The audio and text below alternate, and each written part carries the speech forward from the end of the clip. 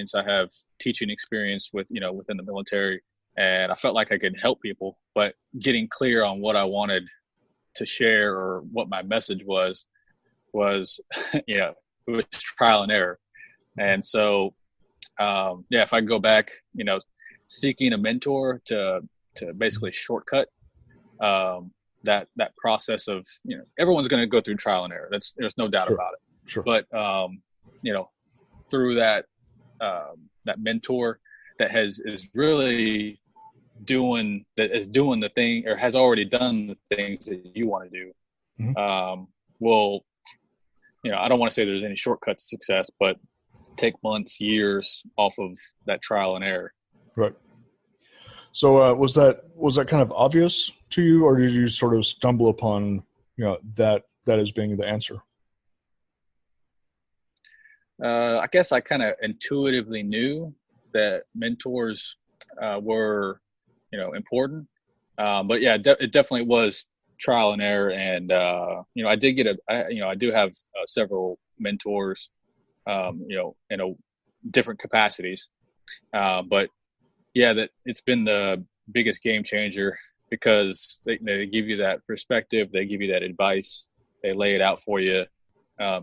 And especially like the message that you need to hear right now, not, Sure. They don't tell you exactly, what, this is what you need to be doing in 5 years or, 5 months. Like, this is the message that you need to hear now. And yeah, it wasn't obvious, but it was, trial by error for sure. Yeah. And a good mentor, the value there that I've seen is, they're telling you what you need to hear, not what you don't want to hear.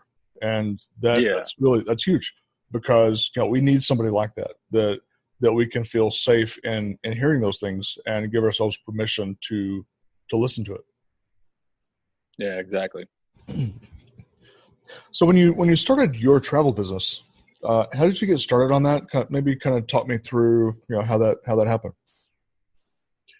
Yeah. So it started off with it was very personal, because I just wanted to travel, and it was a thing where I was learning a lot. And eventually, after you learn a lot of stuff, you want to, give back.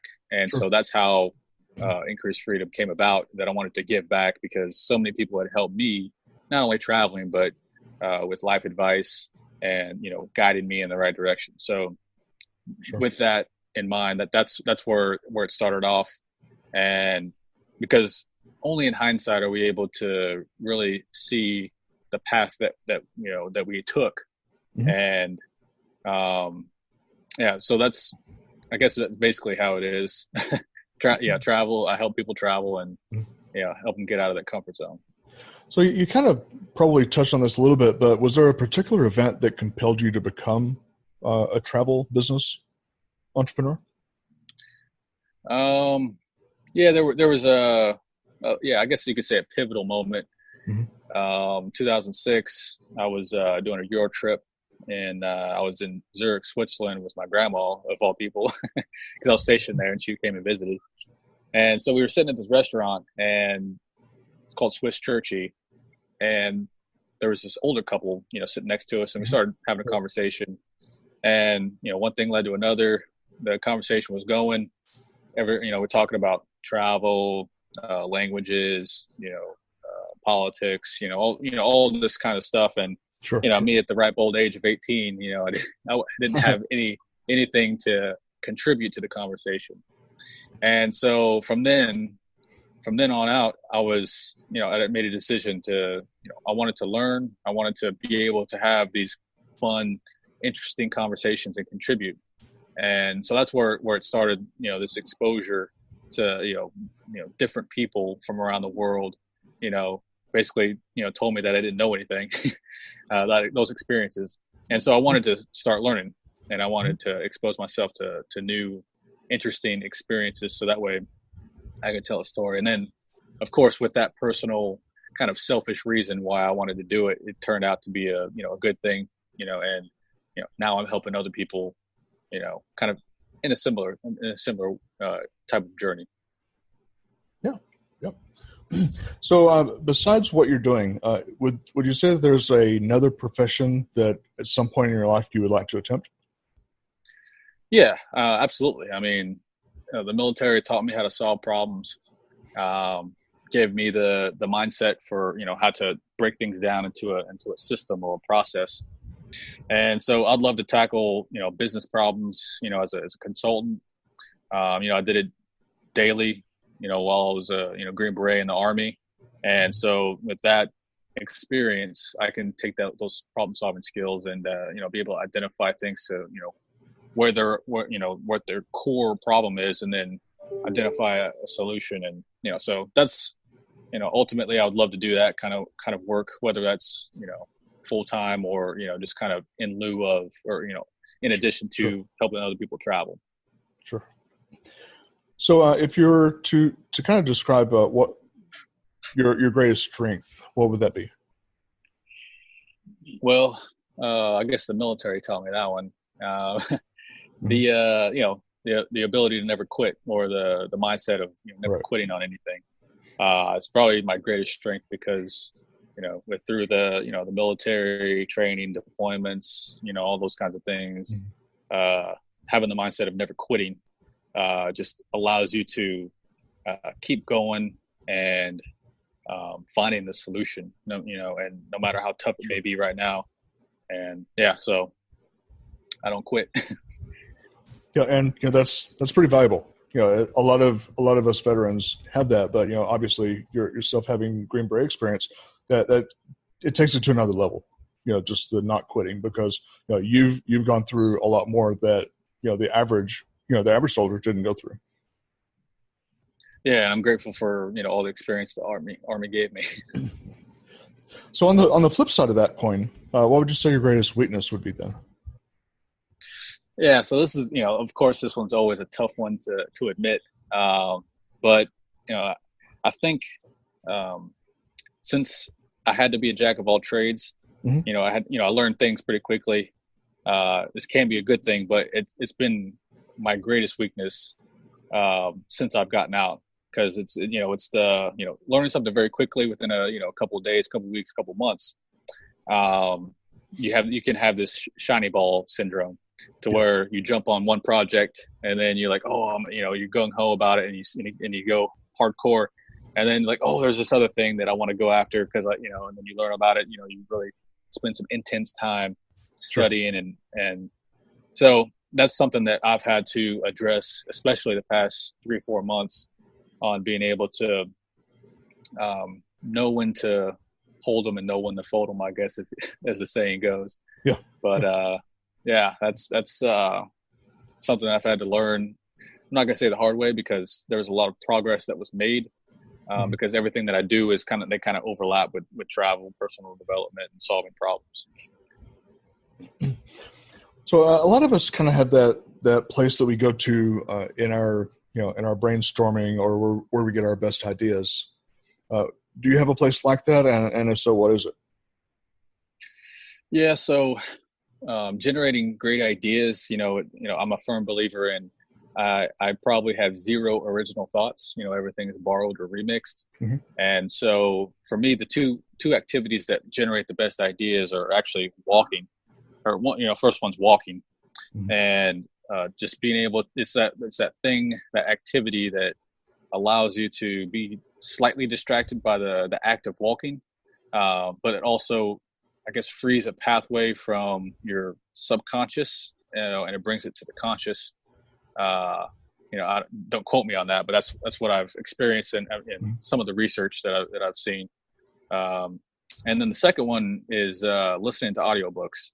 Of course, I love to learn, and for me, listening to audiobooks is very intentional, because the book that I listen to is very specific on the problem that I'm trying to solve at that moment. So by listening to that specific book, trying to solve that specific problem, oftentimes through analogy, I'm able to figure something out, or epiphany happens, and I'm like, oh yeah, that's how I solve that problem, or that's how I can get them to think about that, or whatever that idea is. Sure. That's those are because I'm just a borrowed idea kind of guy, and kind of through analogy, remix, and everything. Yep, that's a good point there. So if you're to describe the process behind what you do in your business at a very high level, how would you describe that to somebody that doesn't know really what's entailed and what you do? Yeah. So the first thing I do is, at a macro level is I'm seeking the truth. And then with that truth, then I'm able to develop the steps for them to take to get to where they want. And to find the truth, you have to ask great questions. Great questions lead to great answers. And so I ask, questions, why do you think travel would solve your problems in life? What kind of things make you uncomfortable? What kind of things do you fear? What are the things that make you most happy? Simple questions like that. And then usually it's followed by a series of why. Why is that? Why does that make you happy? And often leads to the root of the truth. And that's where seeking the truth. So once we figure out that truth, then we can develop the steps for them to take to get out of their comfort zone, to travel. Sometimes it's financial, sometimes it's fear-based. Sure. And then giving them the steps, and then basically the final thing is to help them take that first step. Well, I guess not final, but then the next step is to help them take that first step for them, and then kind of like helping them along with each following step. Right. So kind of as our winding up question this afternoon, this is always a fun one. So kind of a trivia question for you, if you will. Tell me something that kind of a fact about you that other people don't know. Yeah. Well, most people don't know that I'm kind of an introvert, and for a long time I was a super shy guy that didn't know how to talk to anybody, didn't know how to, say anything meaningful or anything like that. Really? Wow. Yeah. So and to kind of prove the point, last year my wife and I, we did a road trip across America, visiting 37 states over 3 months. And one of the stops was my hometown in Oklahoma. Mm-hmm. And for the longest time, my wife didn't believe me. Like, I kept on telling her, like, I grew up really shy, all this kind of stuff. And until she finally, met some of my hometown friends, like, oh yeah, Lane was like super shy, didn't know how to talk to any girls or hardly, this kind of stuff. And she's like, okay, now I believe you. Now I believe you. And I was like, see, I was trying to tell you for years. And, we've almost been married 5 years now. So, most people don't think that because they see how I am now. Yeah, I can actually relate with that one because by nature, I'm very shy. And so, in fact, this podcast is partially therapy for me because it makes me, open up and get out there and get in front of people. So it's sort of my way of countering my own personal nature. But I can totally relate with you. I was sort of the edge of the room kind of guy. At a party, I'd be right against the wall watching everybody. Yeah, and and part of the thing that helped me break away was one, of course, the military, but travel really helped me reinvent myself because as and people that are listening that were in the military, every duty station that you had the opportunity to reinvent yourself because you had new NCOs, new officers that didn't know you. And so at each duty station you could be like, what, I'm going to try to just kind of be a little bit more outgoing or try to be more funny or this or that, or just be try to be more squared away. And with each time that you do that, every experience and duty station, then you can totally reinvent yourself. And that's what I did. And that's what a lot of people do. Yeah. And, that's some sage advice there and a perfect way for us to kind of wind up our time this afternoon with each other, Lane. So I appreciate you coming on the program and just spending a little bit of time letting us get to know you, telling us the things that go on, inside your head, going on inside your world, and pass some wisdom to the people that are listening. Yeah, glad to be here, and I appreciate you being a vehicle or an outlet for people to share and learn, about business and life and everything else in between. Sure. So, obviously, people want to be able to travel, and you're a perfect source to do that. So how would people get a hold of you for you to